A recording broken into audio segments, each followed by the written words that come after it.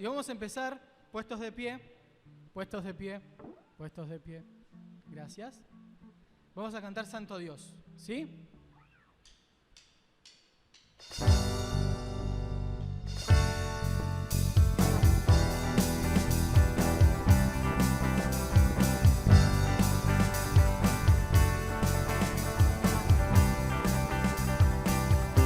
Voy a aplaudir. Me presento ante ti.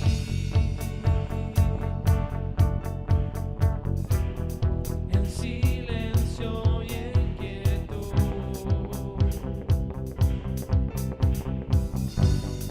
Solo para escuchar. Vamos con los aplausos. La dulzura de tu voz. Dale. Y en tus brazos de amor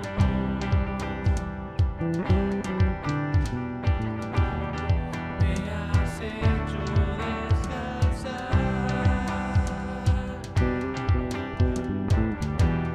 Y hoy elevo a ti mi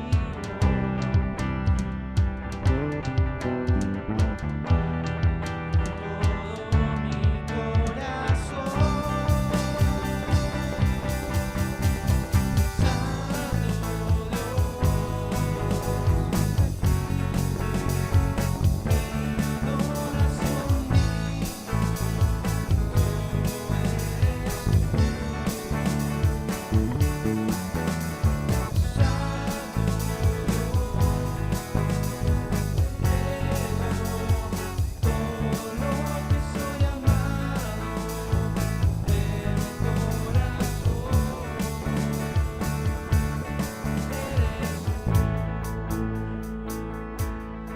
Dice, Me presento ante ti. en silencio y en quietud. En silencio y en quietud. Solo para escuchar. Solo para escuchar.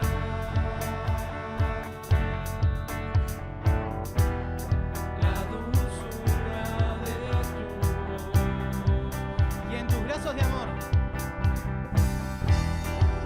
Tus brazos de amor. Me has hecho descansar. Me has hecho descansar.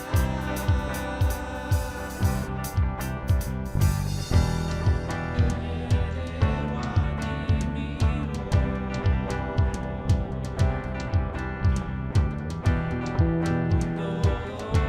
mi corazón. Santo Dios, recibe mi adoración digno. Solo eres tú. Santo Dios, te entrego todo lo que soy amado de mi corazón.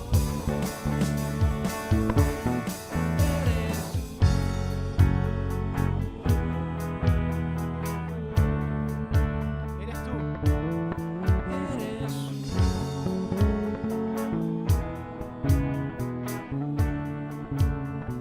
Y en tus brazos. Bien fuerte. en tus brazos de amor.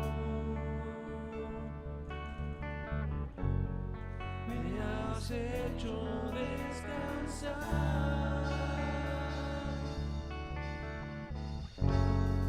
Hoy elevo a ti mi voz.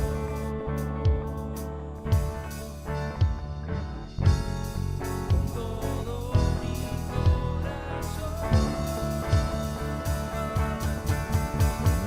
Santo Dios.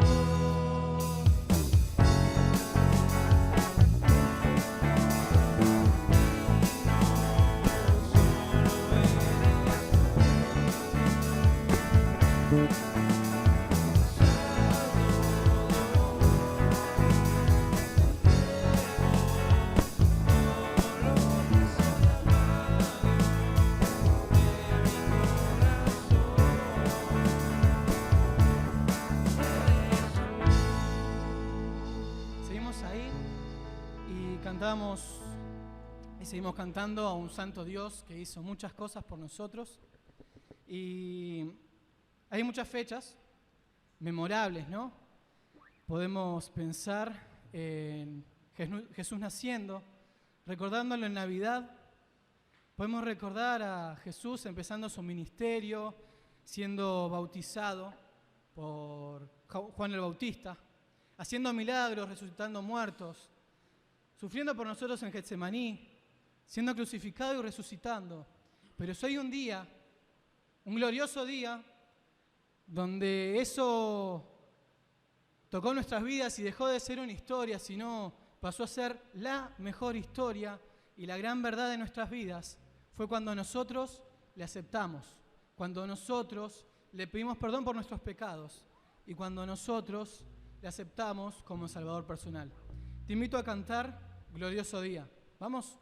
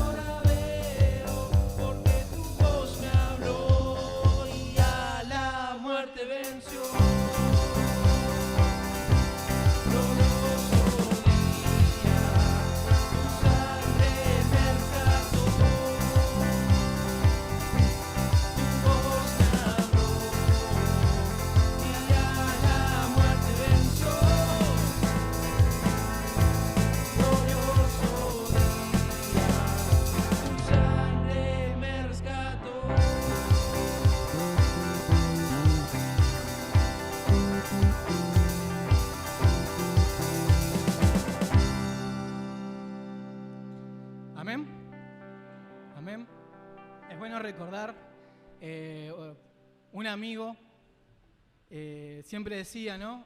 Manuel Campione, algunos lo conocen, que la mejor forma de empezar el día es volver a predicarse el Evangelio todas las mañanas. Y ser consciente de eso, ser consciente de que nos estamos yendo al infierno, pero nos vamos al cielo. Estábamos esclavos del pecado, pero somos libres. Y vamos a cantar otra canción que no cantamos que cantamos hace poco, que es Vamos a cantar. Y se me vino a la mente el tema de la música del cielo. ¿Por qué se utiliza tanto esta frase? Bueno, ¿se acuerdan de que el Davo, la semana pasada, habló de Apocalipsis? Y estaba la adoración celestial. Y en un momento, en el versículo 13 del capítulo 5, dice que toda criatura que hay en los cielos, que hay en la tierra y debajo de la tierra, adoró al Cordero y al que estaba sentado en el trono, a Dios y a Jesucristo. Y va a llegar un momento en que toda criatura va a adorar y alabar a aquel Dios, creador y sustentador de todo, y a Jesucristo. Sin embargo, sabemos que sus criaturas le alaban. Sabemos que en la eternidad hay ángeles que día y noche adoran y alaban a Dios. Y nosotros podemos unirnos y tener ese pensamiento de poder unir nuestras voces a ese coro celestial. Así que vamos a cantar.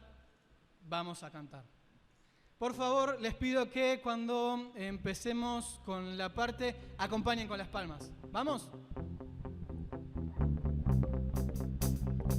Arrancamos solamente cantando. Vamos a cantar con la música del cielo. Vamos a cantar alegres porque escuchas cuando cantamos para exaltar tu nombre.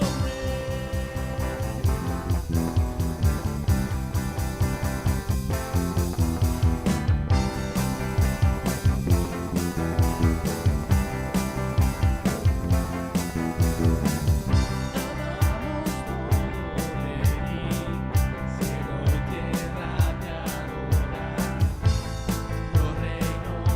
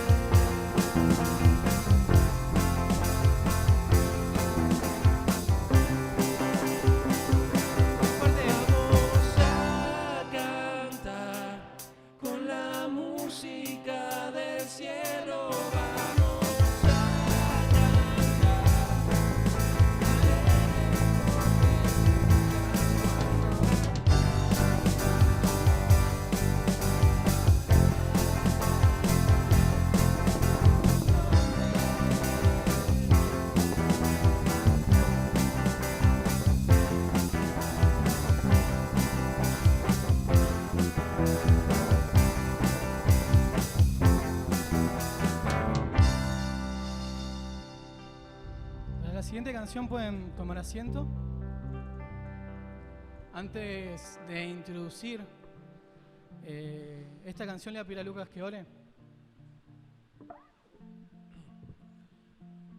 Amado Dios, gracias porque nos alegramos al cantarte a ti, Señor. Se alegra nuestro corazón sabiendo que tenemos un Dios verdadero y, como decía Andrés, un día pudimos conocer de la persona de Cristo, Señor. Esa voz que nos alcanzó, nos rescató y nos dio una nueva eternidad, Padre. Y pensando en esa eternidad queremos seguir cantándote y pensando que un día te veremos cara a cara, mi Dios. Y estaremos contigo para siempre. Y ya no va a haber más llanto, no va a haber más sufrimiento, no va a haber más dolor, Señor. Y vamos a alegrarnos contigo. En el nombre de Cristo Jesús. Amén. Amén. Ahí que te veo con la Biblia en la mano, Javi, podés leer Apocalipsis 21:4. Vamos a cantar un poco de eso.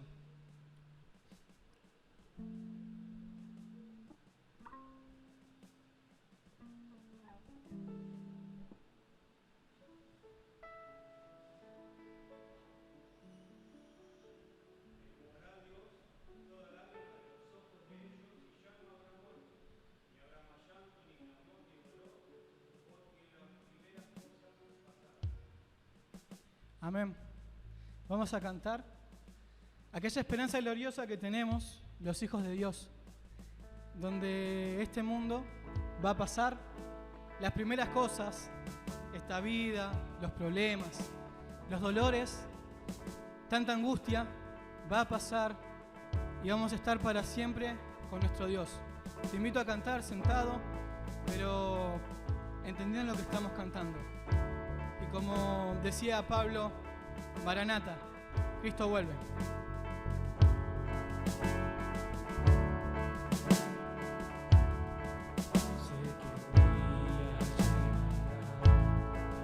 Junto a ti poder estar, cara a cara te veré, rodeado en tu poder, se apaga mi temor, en la luz de tu amor, donde puedo encontrar tu eterna libertad, donde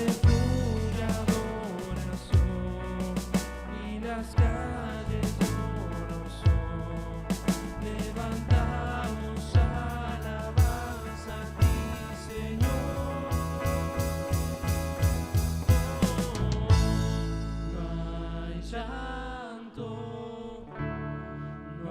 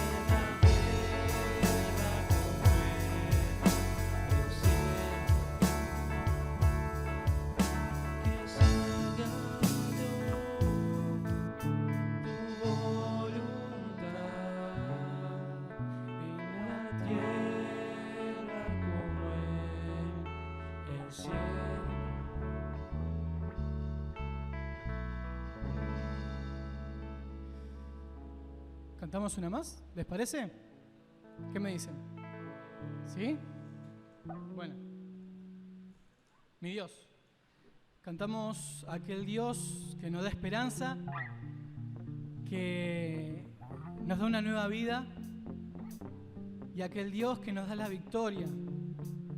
Y como dice el puente, ¿qué nos detendrá? ¿Qué puede detenernos cuando estamos aferrados a Dios? La respuesta es retórica, absolutamente nada. Así que te invito por última vez a ponerte de pie y a cantar bien fuerte, mi Dios.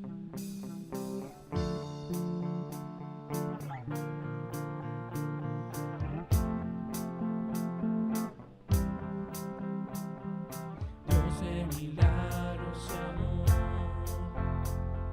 sanas y da salvación incomparable. Eres tú, brillas en la oscuridad, clamamos por tu libertad incomparable. Eres tú, mi Dios es grande, mi Dios es fuerte. Nadie es igual, nadie le hace frente. Dios sana y salva, con gloria se exalta, mi Dios, mi Dios.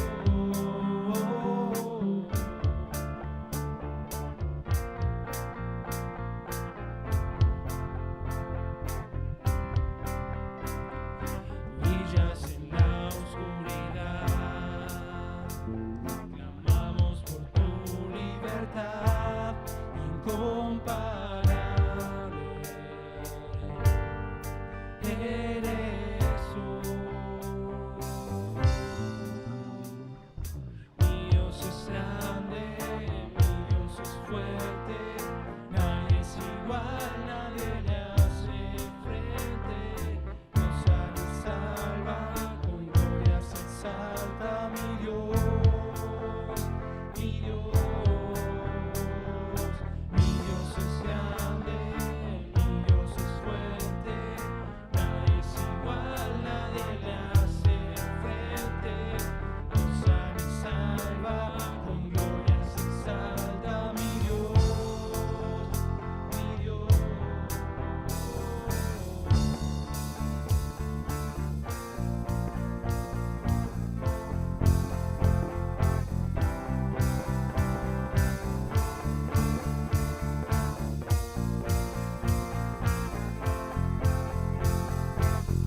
Dios es con nosotros. Si Dios es con nosotros, ¿quién contra nosotros? Y si Dios nos levanta, ¿quién pues nos detendrá? Si Dios es con nosotros, ¿quién contra nosotros? Y si Dios nos levanta, ¿quién pues nos detendrá?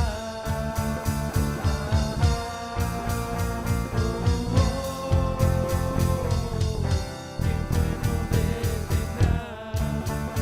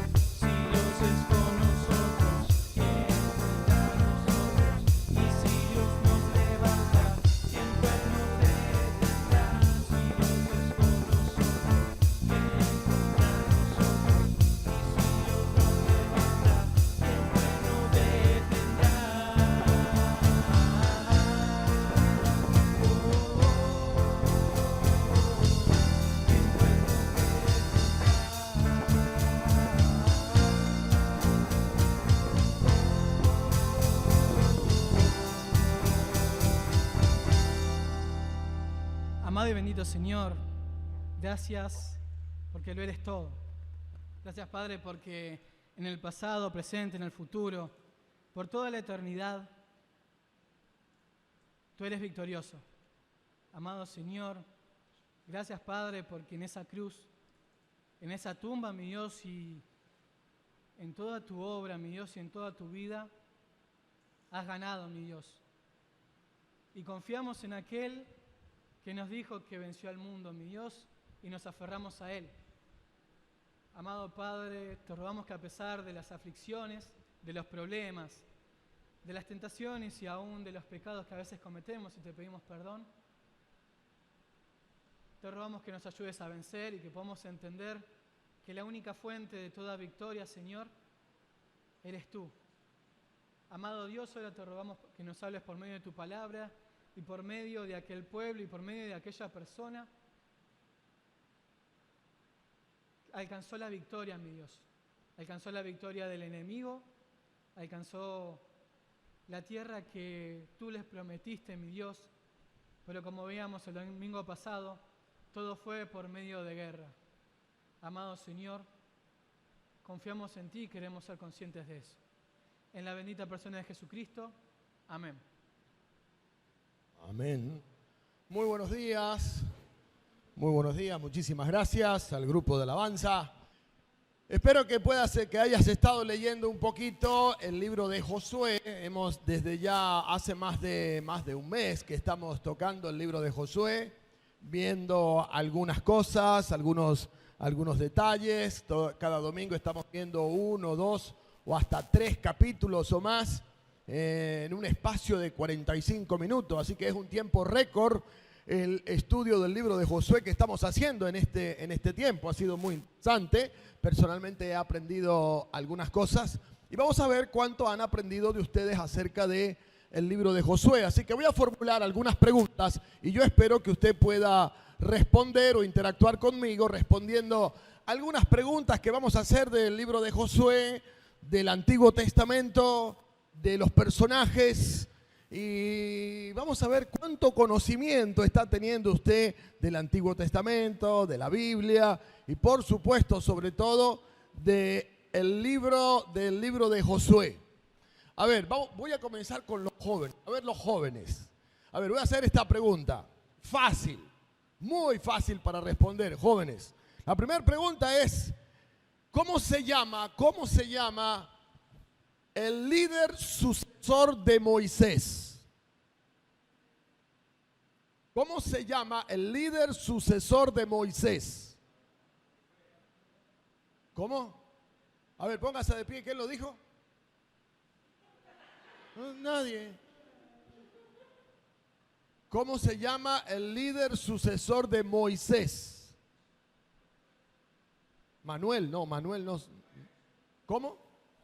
Josué, muy bien, Josué, excelente. Muy bien, vamos a hacer ahora una pregunta fácil a los adultos. Fácil. ¿Cuántas tribus tiene el pueblo de Israel? ¿13? No son 13. Adultos, ¿cuántas tribus tiene el pueblo de Israel?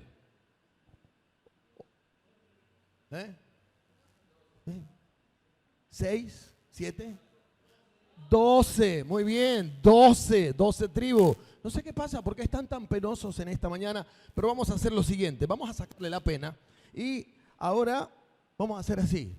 Voy a hacer una pregunta y el que responda una pregunta se va a ganar un alfajor. Se va a ganar un alfajor el que responda a las preguntas que tengan esta mañana acerca del libro de Josué.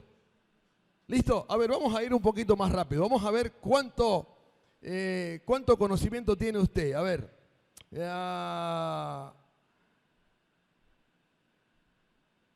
¿Cómo se llaman las 12 tribus de Israel?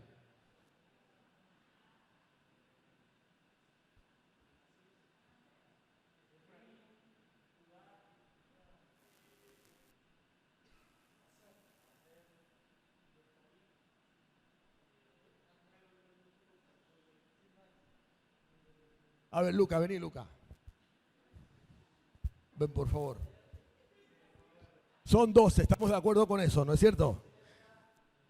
Efraín, Judá, no me quiero mandar fruta. Leví no contaba. Como, o sea, sí, pero no. Nestalira, ¿puede ser? Nestalira, uno, Nestalí.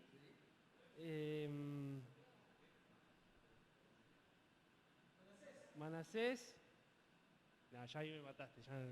Muy bien, Lucas, por tu esfuerzo. Te ganaste un alfajor. Toma, muy bien. Fuerte el aplauso para Lucas. Muy bien, señoras y señores. A ver, vamos a seguir. A ver, tengo varias preguntas acá.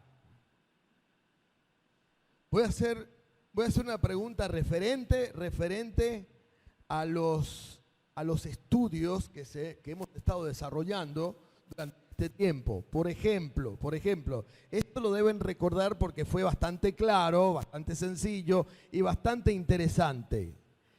Cuando reclamamos nuestros derechos, también debemos recordar nuestros... A ver, una persona que se ponga de pie y me lo diga. Venga por aquí, señora, por favor. Venga por aquí, venga pues, venga rápido, venga, rápido, venga.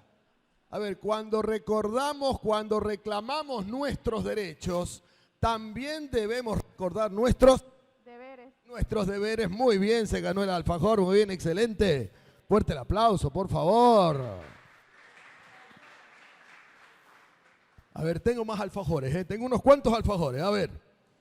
Vamos a hacer otra pregunta acerca de los estudios. Recuerdan que hace 2 semanas atrás inclusive yo mismo estuve hablando acerca de la fe victoriosa, la fe triunfante, y hablamos de Josué,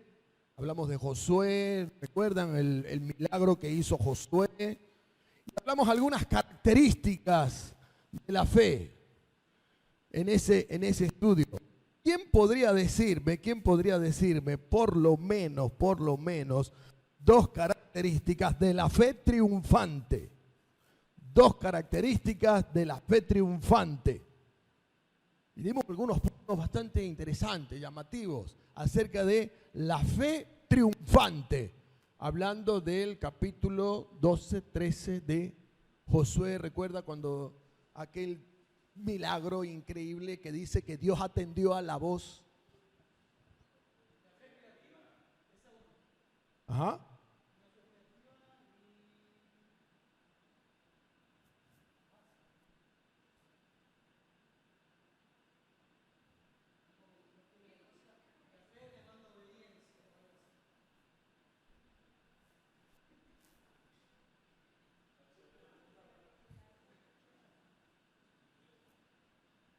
La fe triunfante es creativa. Dime uno más. ¿Alguien quiere? La fe triunfante es creativa, tiene buenas ideas. Y la fe triunfante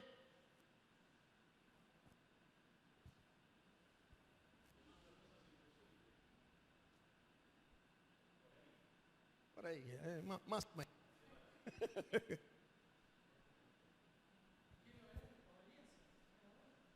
Algo tiene que ver con la obediencia. Vení, te ganaste el alfajor por tu esfuerzo. Pero uno de los puntos era la fe triunfante se adapta al contexto de lo que Dios está haciendo. Se adapta a lo que Dios está haciendo. Muy largo. Bueno, hay que prestar atención entonces. Hay que prestar atención. A ver.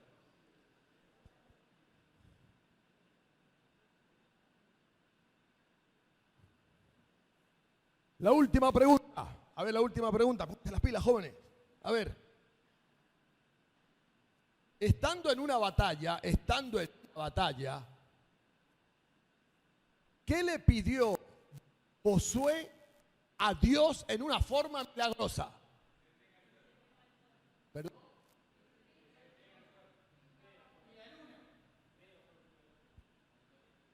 A ver, póngase de pie y lo dice. Póngase de pie y lo dice.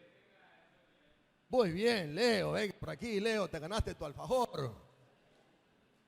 Muy bien, que se detenga el sol y la luna. Muy bien, muchísimas gracias, Leo. Vamos entonces al libro de Josué, capítulo 20. Capítulo 20. Vamos a continuar con nuestra lectura y estudio. Josué, capítulo 20.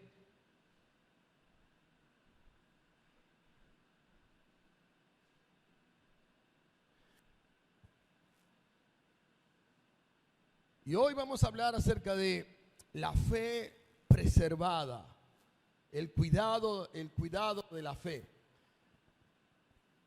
Josué capítulo 20 dice así: habló Jehová a Josué diciendo, habla a los hijos de Israel y diles, señalaos las ciudades de refugio, señalaos las ciudades de refugio, de las cuales yo os hablé por medio de Moisés, para que se acoja allí el homicida que matare a alguno por accidente y no a sabiendas, y os servirá de refugio contra el vengador de la sangre. Y el que se acogiere a alguna de aquellas ciudades se presentará a la puerta de la ciudad y expondrá sus razones en oídos de los ancianos de aquella ciudad, y ellos le recibirán consigo dentro de la ciudad, y le darán lugar para que habite con ellos. Si el vengador de la sangre le siguiere, no entregarán en su mano al homicida, por cuanto hirió a su prójimo por accidente, y no tuvo con él ninguna enemistad antes. Y quedará en aquella ciudad hasta que comparezca en juicio delante de la congregación, y hasta la muerte del que fuere sumo sacerdote en aquel tiempo.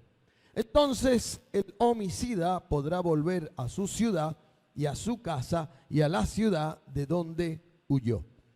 Entonces señalaron a Cedes en Galilea, en el monte de Neftalí, Siquem en el monte de Efraín, y Kiriat Arba, que es Hebrón, en el monte de Judá. Y al otro lado del Jordán, al oriente de Jericó, señalaron a Beser, en el desierto, en la llanura de la tribu de Rubén, Ramot, en Galaad, de la tribu de Gad, y Golán, en Basán, de la tribu de Manasés. Estas fueron las ciudades señaladas para todos los hijos de Israel, y para el extranjero que morase entre ellos, para que se acogiese a ellas, cualquiera que hiriere a alguno por accidente, a fin de que no muriese por mano del vengador de la sangre, hasta que compareciere delante de la congregación. El capítulo 21 dice: los jefes de los padres de los levitas vinieron al sacerdote Eleazar, a Josué, hijo de Nun, y a los cabezas de los padres de las tribus de los hijos de Israel, y les hablaron en Silo, en la tierra de Canaán, diciendo: Jehová mandó por medio de Moisés que nos fuesen dadas ciudades donde habitar con sus ejidos para nuestro ganado.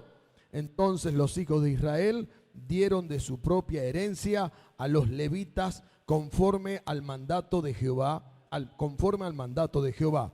Estas ciudades son con sus ejidos, y la suerte cayó sobre las familias de los coatitas y los hijos de Aarón, el sacerdote, que eran de los levitas. Obtuvieron por suerte de la tribu de Judá, de la tribu de Simeón y de la tribu de Benjamín 13 ciudades. Y continúa allí entonces el capítulo 21 hablando de cómo los levitas, quienes no tenían una zona o un terreno o una propiedad, se les dieron algunas ciudades donde ellos pudieran habitar, vivir. Pero además es bueno saber que entre las ciudades que los levitas debían administrar, estaban justamente lo que leímos en el capítulo 20, las ciudades de refugio.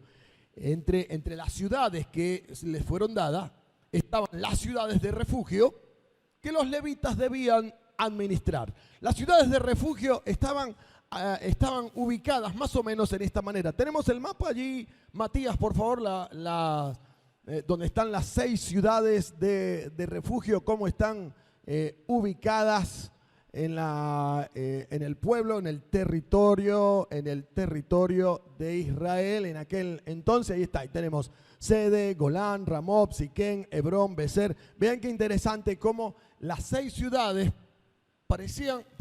prácticamente abarcaban a todo el territorio de Israel. Así que si una persona cometía un homicidio por accidente o tenía un homicidio por accidente o alguna situación bastante delicada que merecía, decía, bueno, esta persona, este individuo hay que enjuiciarlo, esta persona podía venir corriendo a una de estas ciudades, explicar su situación, iba a ser resguardado por un buen tiempo. Sobre todo serviría para comprobar su inocencia si el delito que cometió fue justamente por accidente. Déjeme leerle rápidamente algo que encontré acá. El Antiguo Testamento está repleto de especificaciones sobre sistemas revolucionarios de leyes judiciales dadas por Dios al pueblo hebreo.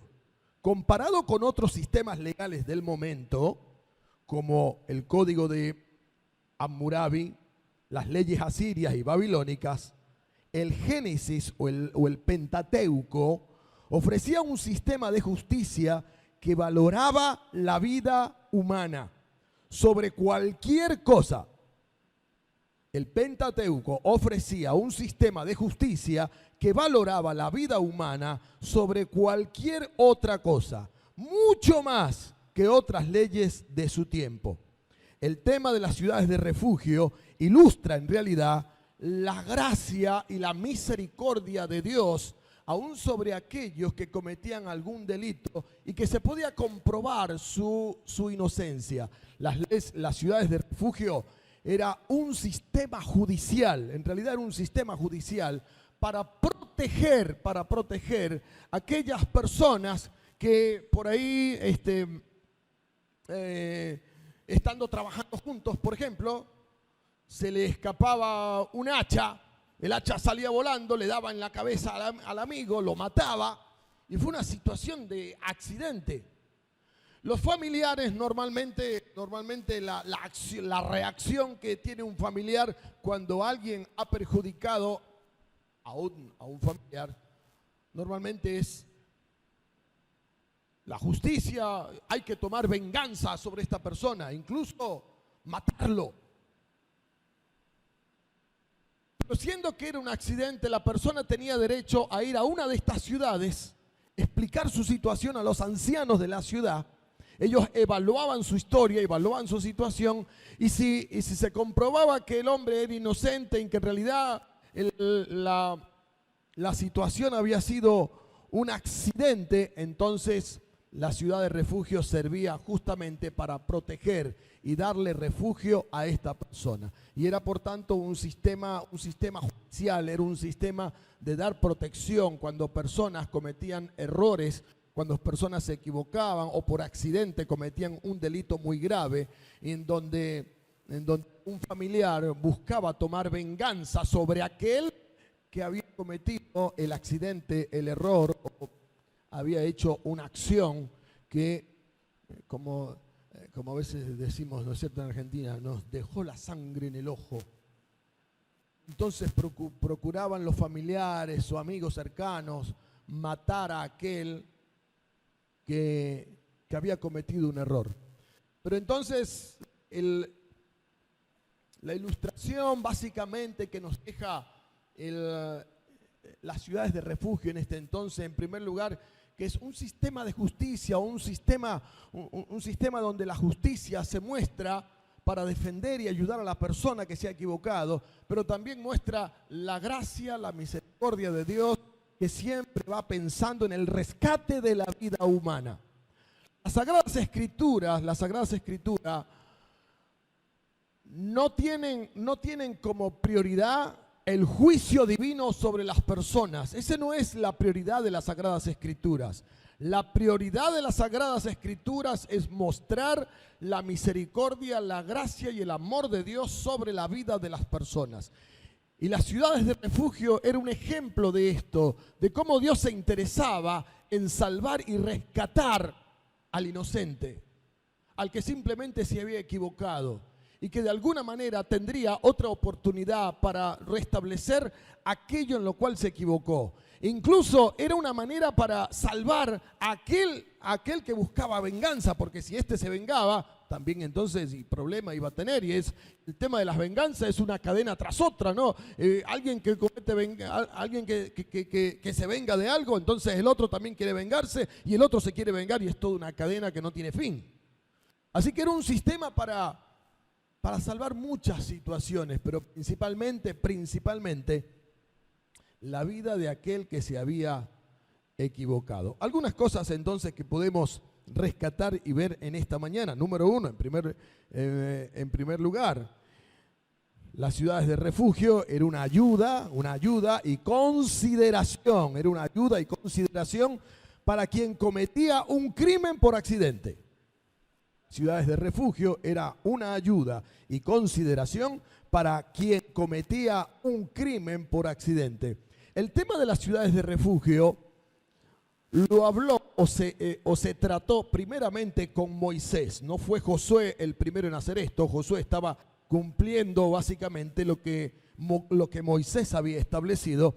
Fíjese, por ejemplo, en el libro de Deuteronomio. Vaya conmigo rápidamente. Deuteronomio capítulo 19. Deuteronomio capítulo 19. Deuteronomio 19, versículo 5.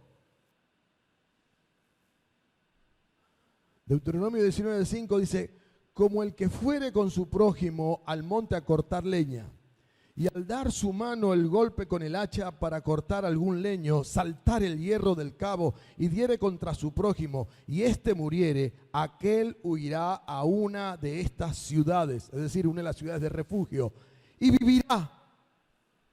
Porque este es el énfasis de la justicia divina. Que el hombre, que el individuo, que el hombre o la mujer vivan.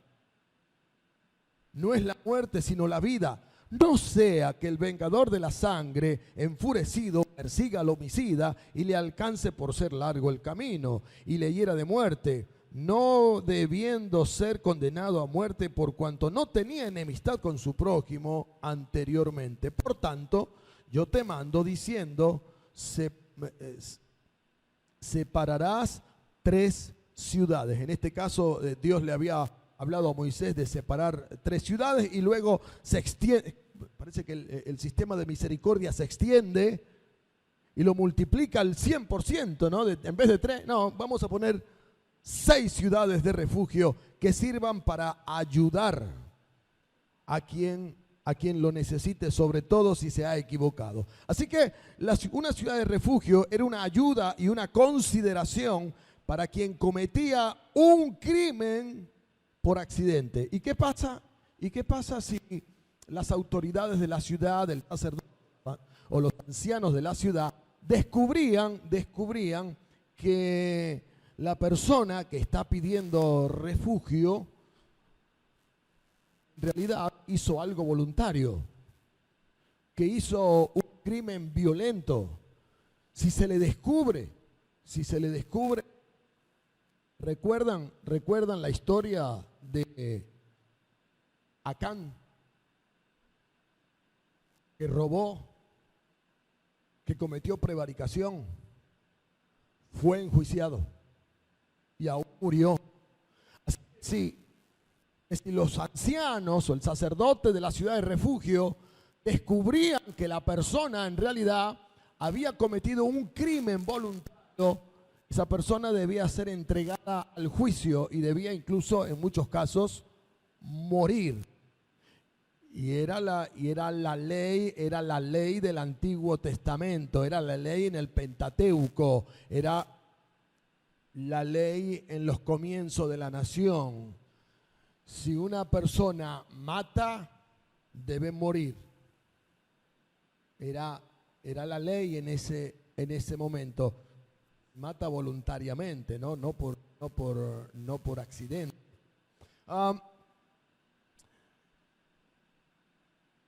Dios siempre piensa en resguardar y salvar la vida humana. La Biblia no es una historia de los juicios de Dios, más bien es la historia del amor y la misericordia de Dios. Pero el hombre es quien ha retorcido su vida y su forma de pensar. Por esto entonces viene el juicio. El hombre, el ser humano, es quien ha retorcido su vida, ha retorcido su forma de pensar. Y como consecuencia de su pecado, consecuencia de su maldad, entonces por esto viene el juicio. Pero el juicio no es la prioridad. El juicio no es el deseo divino, sino más bien el deseo de Dios es justamente salvar, resguardar la vida y que el hombre o la mujer puedan vivir la gracia y la misericordia de Dios. En segundo lugar, estamos ahí en Josué capítulo 20, ¿no es cierto? Déjeme llegar ahí nuevamente. En segundo lugar, una ciudad de refugio era un lugar de juicio a favor de un homicidio involuntario. Bien lo dice aquí el capítulo 20, versículo 3, para que se acoja allí el homicida que matare a alguno por accidente y no a sabiendas, y os servirán de refugio contra el vengador de la sangre. Así que la ciudad de refugio era, por supuesto, era un lugar de juicio a favor de un homicidio voluntario. La ciudad de refugio no era un lugar de indultos de homicidios, o no era un lugar donde si yo cometo un error, si yo mato, la ciudad de refugio me va a salvar. Era en realidad un lugar de juicio. Era un lugar donde se iba a evaluar a la persona y si se encontraba inocente, entonces la persona debe vivir. Pero si dentro de la ciudad de refugio se descubría que la persona era culpable, la persona debe ser castigada y en muchos casos morir. Entonces, más que un lugar de indultar o más que un lugar de perdonar, era un lugar más bien de juicio, de descubrir sobre todo la inocencia de una persona que ha cometido un error. Y se aplicaba una justa justicia sobre la persona y podía vivir y ser protegida, aún protegida dentro de esta ciudad de refugio. Pero esta ciudad de refugio no solamente era un lugar de justo juicio o evaluación para quien cometía el error, sino también una manera de resguardar al que buscaba venganza. Pues bien, lo había dicho antes, cuando una persona quiere vengarse, esto es una cadena. Así que el vengador podía llegar a la puerta reclamando la vida de la persona y simplemente se le decía, esta persona está aquí resguardada y no va a morir y no se te va a entregar. Así que la persona simplemente podía guardar su espada y regresar. Quizás iba a estar enojado por un tiempo, pero el tiempo de resguardo en la ciudad de refugio serviría también para aplacar el deseo de venganza de la persona.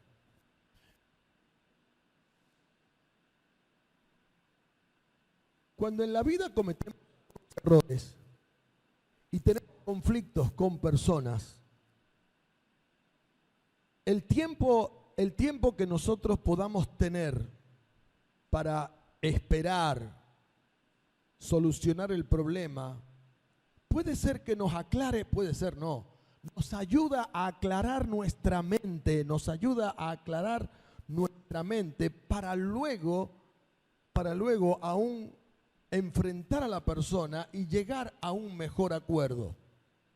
Es un error de nuestra parte cuando somos ofendidos y enseguida queremos solucionar el problema, sin hacer preguntas, sin evaluar, sin buscar cuál es el motivo, la razón por la cual esta persona dijo lo que dijo o hizo lo que hizo. Entonces estoy cegado en mi mente está oscura y solo quiero venganza o solo quiero hacer justicia con mi mano. Y a veces puede suceder en la familia, donde actuamos sin pensar porque algún hijo, un padre, una madre, un muchacho, una chica cometió un error y el error que se ha cometido es grave y estoy enceguecido y tomo y actúo incluso violentamente contra el familiar sin pensar ni considerar ni sin aclarar mi mente por qué este muchacho, por qué esta chica, por qué papá o mamá hicieron tal cosa o por qué tomaron esta decisión. Estoy enceguecido y solo reclamo un derecho. A veces sucede en la iglesia cuando vemos que un hermano o una hermana toma alguna decisión o comete un error y enseguida queremos enjuiciarlo, enseguida queremos aplicar juicio sobre la persona, pero no nos tomamos un tiempo prudente para pensar, para aclarar nuestra mente, para preguntarnos, ¿por qué esta persona dijo tal cosa? ¿Por qué esta persona tomó esta decisión? ¿O por qué hizo tal cosa tan grave? Pero cuando justamente dejamos que la persona tenga su ciudad de refugio y el tiempo aclara nuestra mente, evaluamos y preguntamos, entonces decimos, pero la cosa no es como yo pensaba.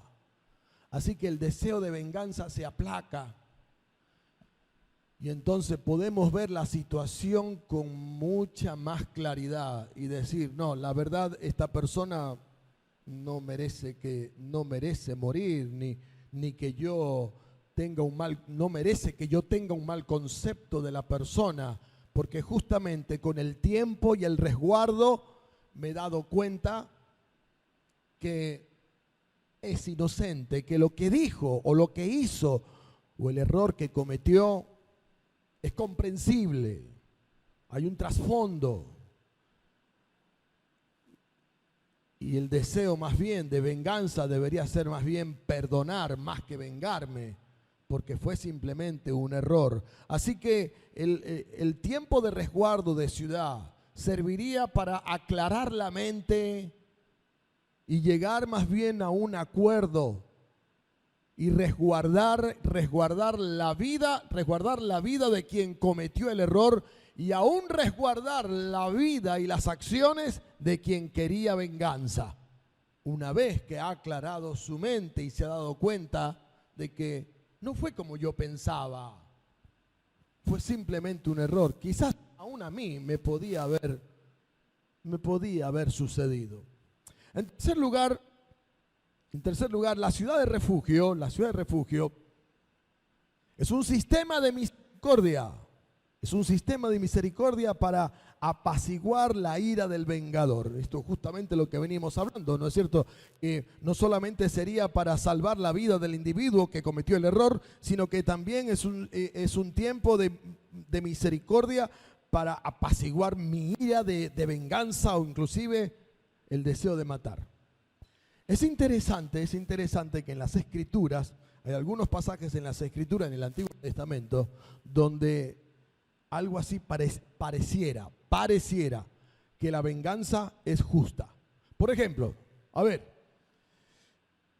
mire conmigo este versículo en Génesis capítulo 9. Génesis capítulo 9.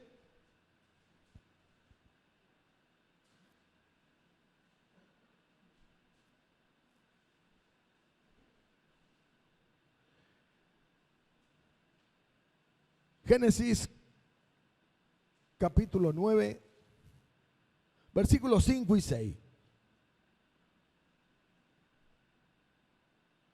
Porque ciertamente demandaré la sangre de vuestras vidas, de mano de todo animal la demandaré, y de mano del hombre, de mano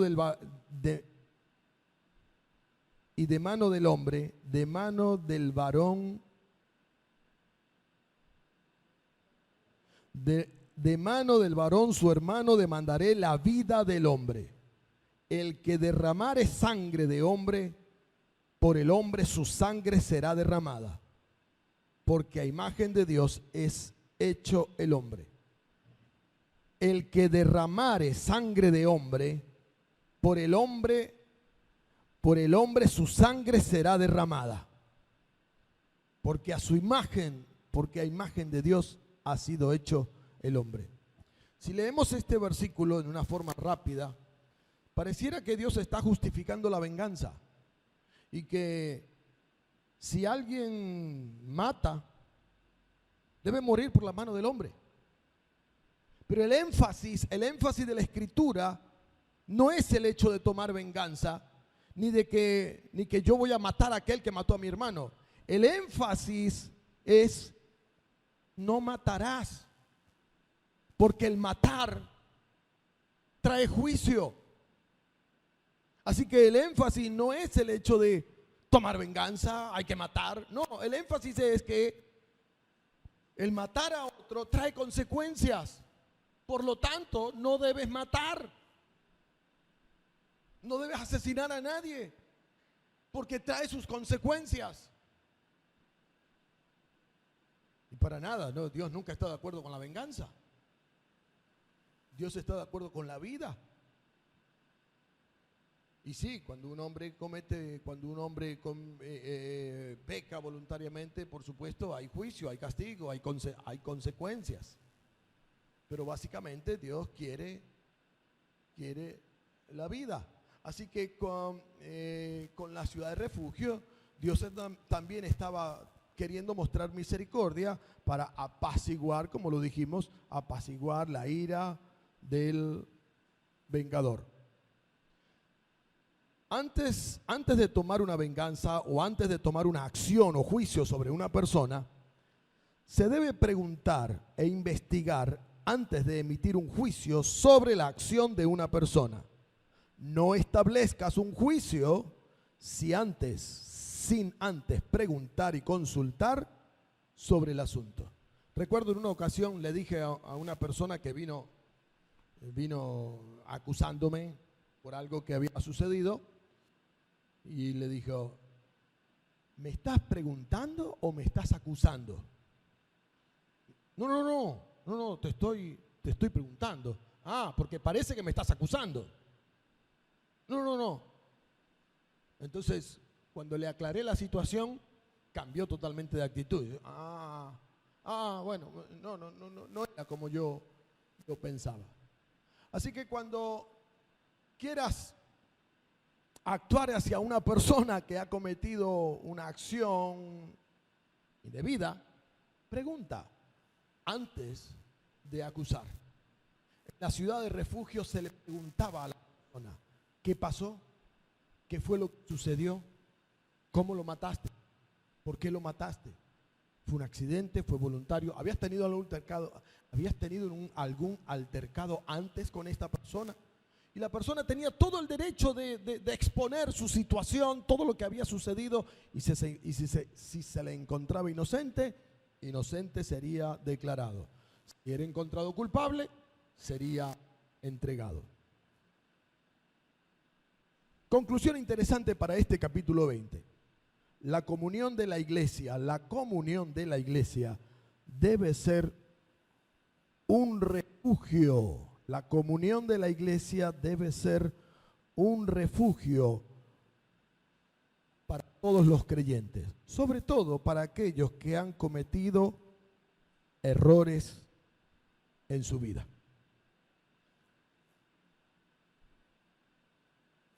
En nuestro entorno, en nuestra congregación y aún en nuestros hogares, debemos aprender a desarrollar el ambiente de una ciudad de refugio, donde preguntamos antes de acusar, donde queremos salvar la relación con los hermanos. Y no es meter el dedo, no es acusar y destruir a la persona porque se equivocó, sino aun cuando la persona se ha equivocado, tratamos de rescatarla, de ayudarla y establecer una buena comunión. La congregación, la iglesia debe ser un refugio para la gente, encontrando un buen ambiente, un ambiente de buenas relaciones, donde puede inclusive encontrar perdón, sana amistad y un tiempo para ser restaurado cuando ha cometido un error. El apóstol Pablo habló acerca de esto, de la comunión, de restaurar, de mostrar misericordia, de mostrar amor, de ver el corazón de la gente, de poder ayudar y rescatar. De hecho, en la ciudad de refugio, la congregación, los ancianos, la gente, tenía una gran participación, porque justamente era el sacerdote en la ciudad de refugio, los ancianos, la congregación o el pueblo, quienes decidían si la persona debía vivir o morir. A veces en nuestras iglesias tenemos que determinar acciones sobre las personas. A veces debemos decidir si la persona debe quedar o debe ser echada de la iglesia. En nuestras iglesias debemos a veces decidir si la persona debe ser disciplinada o si la persona puede continuar en sus labores y acciones dentro de la iglesia. A veces Dios nos da el poder de decidir para tomar acciones sobre personas cuando han tomado algunas decisiones que nos parecen que son bastante incorrectas, y entonces la gran pregunta es, ¿qué hacemos? ¿Cómo actuamos? ¿Qué le decimos? ¿Ignoramos la situación? ¿Tomamos una acción sobre esta situación? ¿Lo enjuiciamos o lo perdonamos? ¿Qué hacemos? Y constantemente estamos tomando decisiones sobre vidas de personas. Porque somos seres humanos, nos equivocamos y a veces nuestros errores son voluntarios, a veces nuestros errores son por accidentes, involuntarios. Pero siempre vamos a tener alguna especie de mostrar juicio o evaluar las acciones de las personas. Por esto, pues, la iglesia debe ser, la comunión de la iglesia debe ser un refugio para las personas que se encuentran presentes. En Mateo capítulo 5 dice: pero yo les digo que todo aquel que esté enojado con su hermano será culpable ante la corte, y cualquiera que diga insensato a su hermano será culpable ante la Corte Suprema, y cualquiera que diga idiota será merecedor del infierno. Jesús puso énfasis en el corazón, diciendo a sus discípulos que un espíritu airado y vengativo, aunque no realizara el asesinato en lo físico, también puede causar daño y por lo tanto tiene sus consecuencias. Jesús habló de que nuestras actitudes, nuestras ofensas y nuestras acciones hacia las personas son como asesinar a alguien, produciendo malestar, profundas heridas en la vida de las personas. Y debemos más tratar el tema del perdón que emitir un juicio para condenar. De esto se trataba la ciudad de refugio, de buscar el perdón y la salvación de aquel que se había equivocado y había cometido inclusive errores muy graves, como incluso matar a una persona.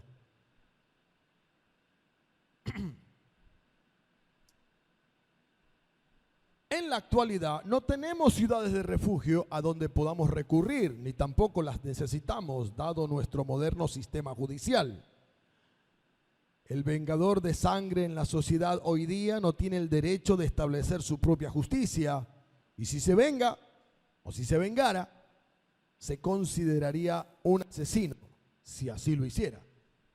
Aún en tiempos antiguos, las ciudades de refugio eran una excepción a la norma, creada por Dios para su propio pueblo escogido. Y ninguna otra nación tenía tal concepto.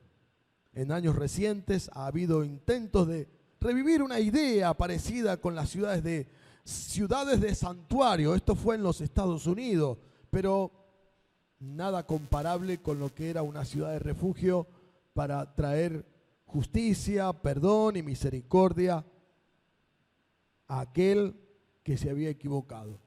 Este es el énfasis de la vida cristiana. Este es el énfasis de la vida cristiana, el mostrar amor, misericordia hacia otros, y que en nuestro entorno, en nuestra iglesia, incluso en nuestras familias, las personas puedan encontrar un lugar de refugio lleno de gracia y misericordia, donde el estilo de vida es el perdón y la ayuda al individuo para salir adelante. Esta es la idea de la ciudad de refugio, el mostrar amor y misericordia. Y este es el ambiente que Dios quiere traer para nuestras familias y nuestras iglesias, un refugio de perdón, de misericordia y de gracia.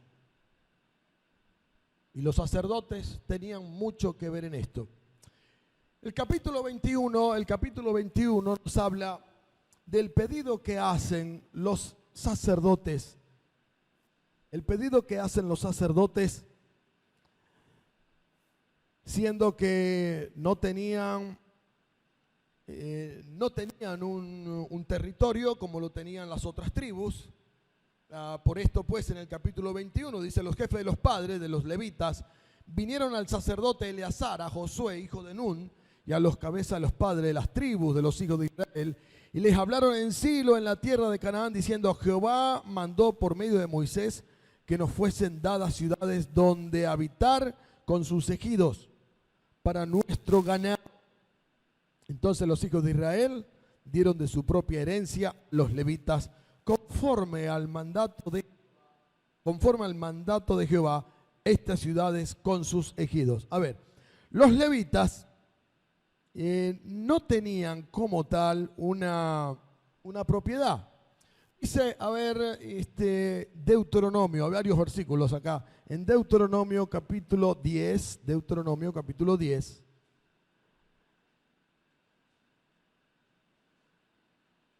Deuteronomio capítulo 10, versículo 8 y 9.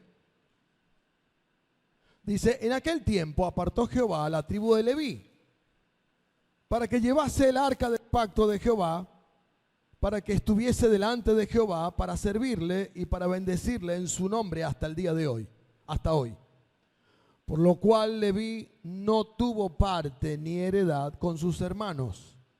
Jehová es su heredad, como Jehová tu Dios le dijo. Jehová es su heredad. Los levitas eran los encargados de todo el sistema religioso y espiritual del pueblo de Israel.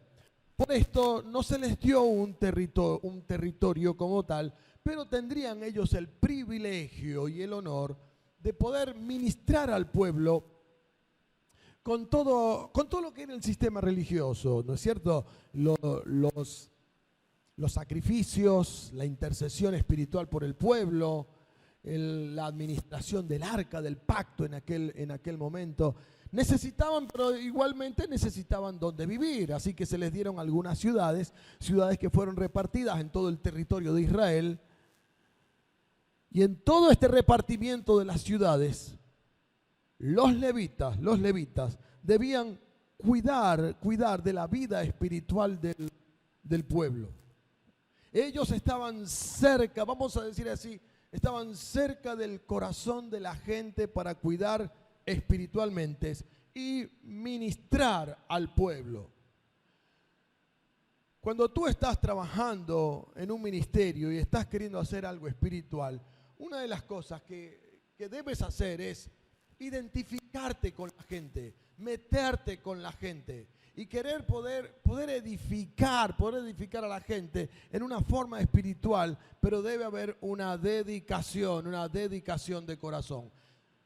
La tribu de Leví tenía como heredad el dedicar su tiempo a Dios, el hecho de poder dedicar su vida, su tiempo, y es como, este era su prioridad, su servicio a Dios. Y es el hecho de que el servir al Señor es un privilegio. Y si tienes la oportunidad, si tienes hoy la oportunidad de servir al Señor en la iglesia, ya sea en un ministerio con los niños, con los jóvenes, con los adultos, considéralo un privilegio, pero sobre todo es el hecho de considerar tu propio corazón para dedicarlo al Señor. Y puede que en la vida tú tienes muchas ocupaciones, el trabajo, los estudios, pero considera que el servicio al Señor es un privilegio. Finalmente, en el libro de Josué, el capítulo 21 termina mostrando el propósito de este libro en el versículo 43 del capítulo 21, aquí está. Dice, de esta manera dio Jehová a Israel toda la tierra que había jurado dar a sus padres, y la poseyeron y habitaron en ella. Y Jehová les dio reposo alrededor conforme a todo lo que había jurado a sus padres. Y ninguno de todos sus enemigos pudo hacerles frente, porque Jehová entregó en sus manos a todos sus enemigos. No faltó palabra de todas las buenas promesas que Jehová había hecho a la casa de Israel. Todo se cumplió. Interesante. Todo se cumplió. Y Jehová les dio reposo alrededor conforme a todo lo que había jurado a sus padres. Estos versículos muestran prácticamente, están llegando al final y mostrando prácticamente la conclusión del libro de Josué y el propósito de este libro. ¿Cuál era el propósito? Que Israel pudiese conquistar y por fin tener la tierra que Dios había prometido a Abraham. Y llega un punto donde esta generación está viendo un sueño hecho realidad. Dios había cumplido con Abraham. Dios había cumplido con Moisés, Dios había cumplido con Josué y estaba cumpliendo el deseo de un pueblo que había peregrinado por un periodo de 40 años en un desierto. Habían sufrido, la habían pasado mal, pero por fin habían llegado y el sueño se hacía realidad. A veces en la vida tenemos problemas, bueno, a veces no, tenemos problemas y dificultades en la vida, pero Dios siempre se encarga de alguna manera de cumplir el deseo de nuestro corazón. A veces hay circunstancias que no se compaginan, con los deseos y los sueños que tenemos en la vida, pero eso no significa que sea el final. En su momento, Dios cumplirá el deseo de nuestro corazón si le amamos y le obedecemos. Me gustaría finalizar con esto que escribí como un resumen de lo que es el libro de Josué. Y dice, Josué o el libro de Josué es el cumplimiento de las promesas del Génesis. El libro de Josué es el cumplimiento de las promesas del Génesis. Son los sueños del Éxodo hechos realidad. Son los sueños del Éxodo hechos realidad. Es la restauración, Josué es la restauración del fracaso de Números. El libro de Josué es el establecimiento del orden levítico. Y refiriéndose al libro de Deuteronomio, Josué es la confirmación de la transición del liderazgo que comenzó en el libro de Deuteronomio. Josué es la confirmación de la transición de liderazgo que comenzó en el libro de Deuteronomio. Deuteronomio son los últimos días del liderazgo de Moisés. Josué es el comienzo del liderazgo y el proceso de un gran trabajo como Josué. Es el cumplimiento de las promesas del Génesis. Son los sueños del Éxodo hechos realidad. Es la restauración del fracaso de Números. Es el establecimiento del orden levítico. Es la confirmación de la transición del liderazgo que comenzó en el libro de Deuteronomio. De esta manera dio Jehová a Israel toda la tierra que había jurado dar a sus padres, y la poseyeron y habitaron en ella. Dios cumplió el sueño y el deseo de este pueblo. Vivieron situaciones difíciles. Parecía en algunos momentos que todo era imposible, pero Dios cumplió el sueño. Cuando tú quieres lograr algo en la vida, vale la pena trabajar. Vas a sacrificar. Hay que luchar duro, pero se puede lograr. Confía en Dios. Descansa en Dios. Ten fe. Ten fe. Y lucha por aquello que realmente es bueno y es agradable delante de Dios. ¿Querés lograr algo en la vida? Hay que luchar. A veces las circunstancias que tenemos no se compaginan con los sueños y los deseos que tenemos en la vida. Las cosas no salen como yo estoy pensando, pero no significa que sea el final. En su momento voy a llegar, pero tengo que ser fiel, tengo que luchar, tengo que trabajar duro. Y Dios va a cumplir, o Dios va a responder mi oración, pero tengo que orar. Tengo que trabajar, tengo que luchar, y entonces Dios va a cumplir. A veces las situaciones, las circunstancias, pareciera que te alejan de Dios, parece que Dios no está, parece que Dios me abandonó, pero Dios está presente si tú continúas siendo fiel a través de las circunstancias, a través de los sufrimientos, situaciones difíciles, pero Dios va a estar presente. Josué vivió batallas, guerras. A veces incluso pensó que Dios lo había abandonado, pero Dios cumplió. Y Dios le hizo realidad el sueño de ver una tierra conquistada. Lucha y trabaja por aquello que tú crees que realmente es bueno y correcto delante de Dios. Lucha. Confía en Dios y Dios lo hará realidad. Amén. Vamos a orar en esta mañana. ¿Qué tal si inclinamos nuestro rostro? Quizás este es un buen momento para orar. Es un buen momento para evaluar nuestra vida. Es un buen momento para considerar.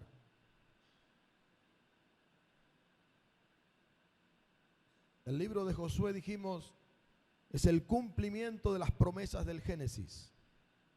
Es el sueño del Éxodo hecho realidad.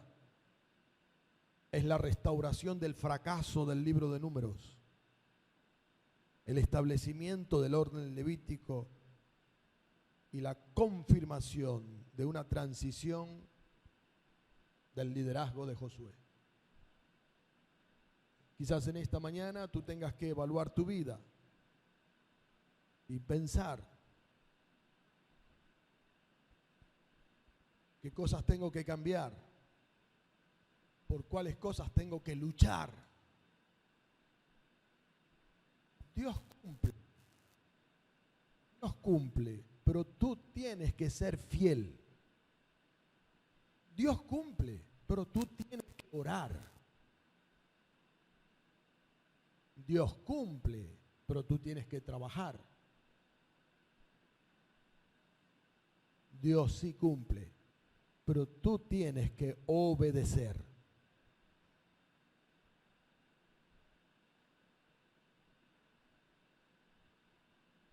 Quizás tengas que entregarle a Dios en esta mañana tu vida.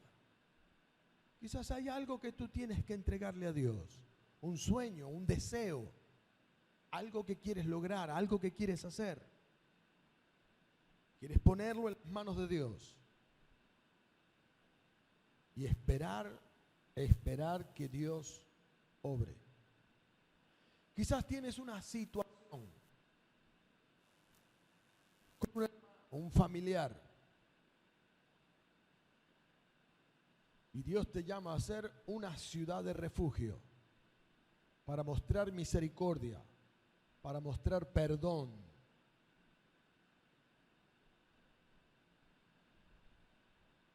Nuestra iglesia, nuestro ambiente, nuestra congregación debe prestarse para ser una ciudad de refugio, donde la gente encuentre un ambiente agradable, un ambiente lleno de gracia, un ambiente lleno de misericordia, de perdón. Dios nos llama a hacer eso. Dios nos llama a ser una ciudad de refugio, donde la gente pueda encontrar perdón, misericordia, gracia, consideración y la motivación para seguir adelante. Ser una ciudad de refugio, donde las personas puedan encontrar generosidad, amabilidad, la bondad de Dios a través de ti, la bondad de Dios a través de nuestra iglesia. Querido Dios, gracias te damos por tu amor y tu bondad en nuestra vida. Señor, hoy nos ponemos en tus manos. Te rogamos, Señor, para que tú nos ayudes a mostrar la imagen de Cristo. Querido Dios, gracias por tu bondad, gracias por tu amor y misericordia. Ayúdanos a mostrar tal misericordia. Ayúdanos a ser clementes, misericordiosos, bondadosos para con otros. Señor, y que aún el ambiente de nuestra iglesia sea un refugio para aquellos que están en necesidad, para aquellos que están huyendo de tantas cosas en la vida y buscando un descanso, paz, quietud. Señor, te rogamos y te pedimos para que nuestra iglesia sea, Señor, un lugar donde la gente pueda encontrar paz, refugio, misericordia, gracia. Querido Dios, nos ponemos en tus manos, pedimos tu bendición. Mira nuestros sueños, nuestros deseos, aquello que queremos hacer y queremos lograr en la vida. Señor, cumple el sueño de nuestros corazones, cumple el deseo de nuestros corazones. Nos ponemos en tus manos y pedimos tu bendición. En el nombre precioso de Cristo Jesús oramos. Amén. Muchísimas gracias. Que Dios les bendiga.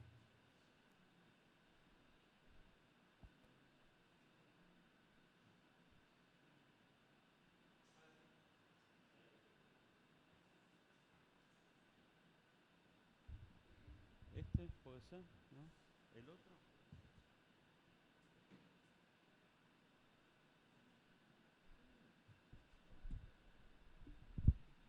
Ok, sí. Bueno, estamos terminando la reunión. Damos gracias a Dios por su palabra. Estaba pensando que hoy estamos terminando Josué, casi. Nos quedan un par de domingos más. Y me acordaba cuando empezamos el primer domingo de enero con Josué.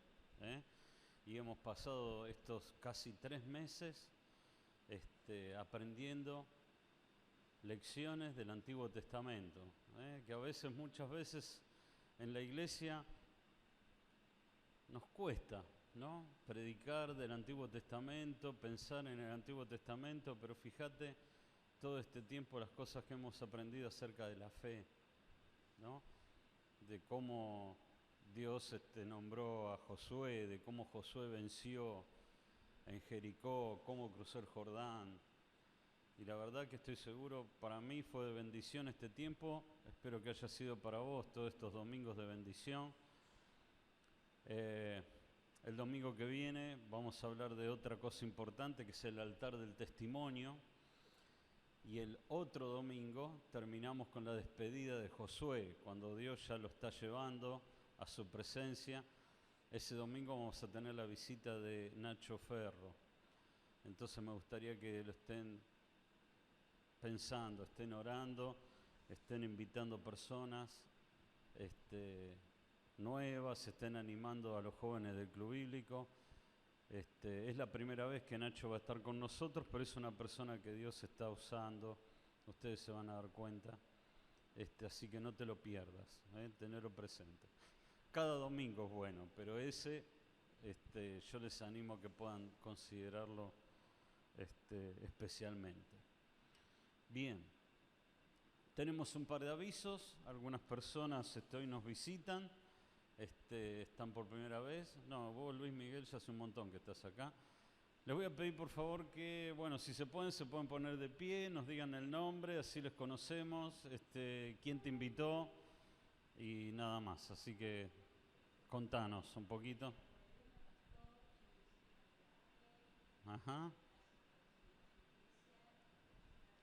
Está bien. María Elena, le invitó a Alejandra. Ella está viniendo con nosotros varios miércoles ya a la reunión celular que tenemos en casa. Hoy estoy con nosotros. Y no sé, Daniel, ¿nos querés presentar o ella se quiere presentar ella misma? No hay problema, decinos tu nombre. Ajá.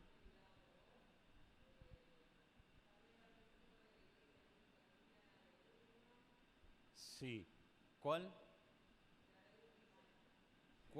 ¿Cuál de Burlingame? La de Bisset. Ah, ok, sí, dale.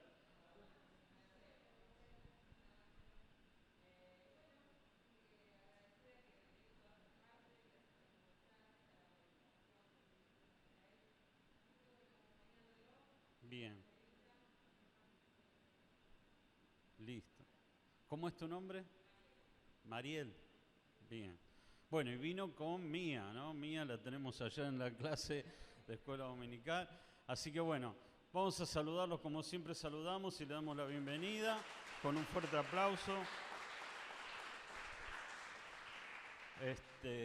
Esperamos que se hayan sentido cómodos y esperamos que puedan seguir compartiendo con nosotros cada domingo. Las puertas de la iglesia están abiertas para que puedan estar con nosotros compartiendo este tiempo. Actividades. Hoy empezamos el curso de bautismo. Ya empezamos con las personas que están interesadas. Tenemos 4 personas interesadas por ahora. Vamos a ver si después del curso y del examen que les tengo que hacer, van a pasar la prueba y los vamos a bautizar. No sé si alguna vez saltaron desde arriba de un techo de 4 o 5 metros, esa es una de las pruebas. A ver si... No, Luis, ¿estás listo vos para...? Luis dice que sí, que no tiene drama, así que se anima a tirarse de arriba del pináculo del templo, dice, entonces no hay problema. Así que oremos por ese tiempo. Estamos buscando la fecha más conveniente. Estábamos hablando justamente con Luis, ¿no?